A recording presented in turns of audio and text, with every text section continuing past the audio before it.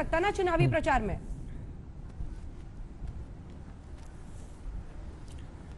देखिए, जो बांग्लादेशी घुसपैठिए हैं वो भारत की समस्या है।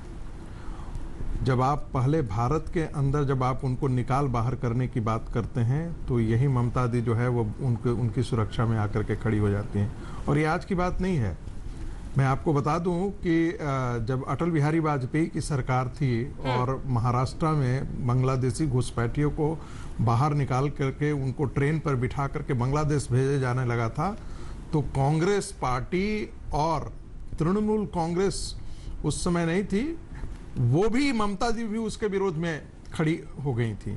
वाजपेयी सरकार में रहते हुए भी इनका विरोध उन्होंने किया था।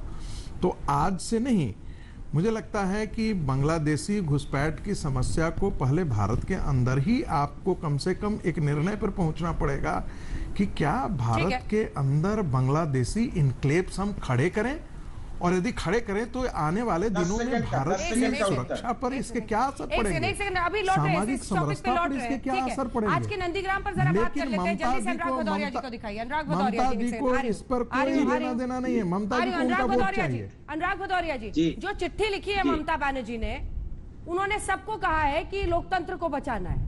मतलब कहां पर लोकतंत्र खतरे में है? जहां कैप्टन अमरिंदर जीते वहां पर है, जहां अशोक गहलोत जीते वहां पर है, जहां उद्धव ठाकरे की सरकार बनी शरद पवार के साथ वहां पर है, या फिर कहां पर है? सिर्फ जो पूरी लिस्ट है, एक सेकंड सर, जो पूरी लिस्ट है उसमें अखिलेश यादव और तेजस्वी यादव ही एक है जो सत्ता से बाहर है, बाकी तो सब सत्ता में है। अंजना जी, आपके शब्दों में ही लोकतंत्र खतरे में है। आपने पहले ही बोल दिया कि आजादी के बाद पहली बार ऐसा देखने को मिला है कि राज्य सरकार और केंद्र सरकार में इतनी दूरियां हैं। ये ममता दीदी ने लिखा है, खत में लिखा है।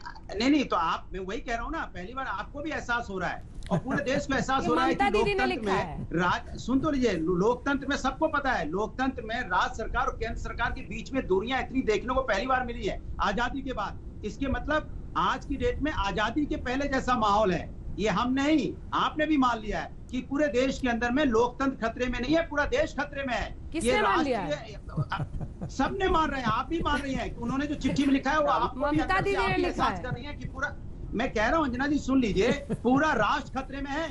ये राष्ट्र निर्माण की बात नहीं कर रहे हैं, ये भारतीय जनता पार्टी निर्माण की बात कर रहे हैं। क्या मंच से कभी राष्ट्र की बात अगर करते तो मंच से खड़े होकर एक बार जरूर बोलते कि किसान जो अन्नदाता है वो परेशान है, उसकी मौत हुई है? क्या एक भी चुनाव की रैली में बोला प्रधानमंत्री जी ने या भारतीय जनता पार्टी किसी नेता ने एक बार भी बेरोजगारी के बारे में बात की कि हमारे देश में कितनी बेरोजगारी, कितनी लोग आत्महत्या कर रहे हैं बेरोजगारी से?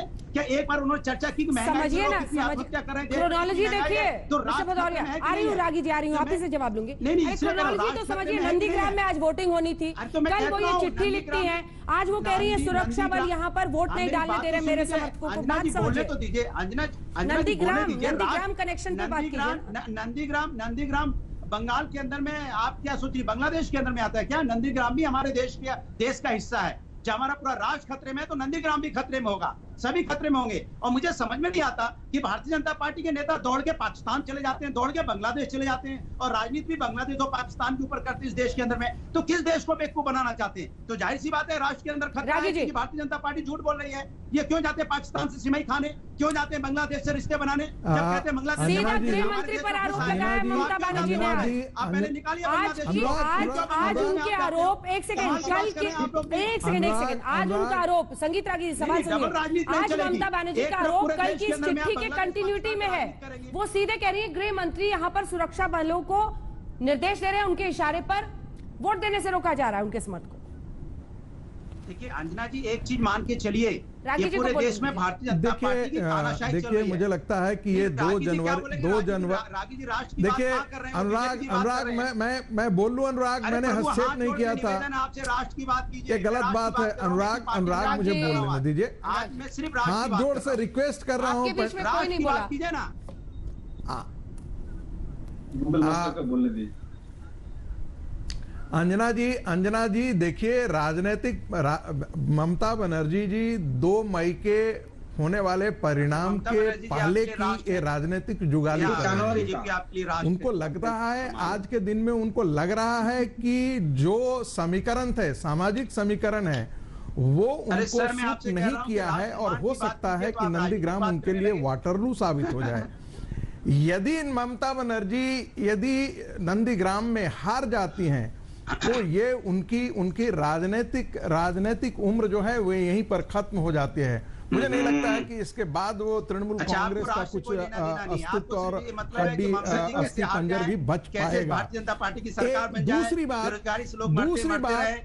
देखिए, पैरामिलिट्री फोर्सेस का विरोध तो वो पहले भी करती थी, और उसके पीछे उसका बहुत बड़ा कारण था, क्योंकि 10 साल के अंदर जो है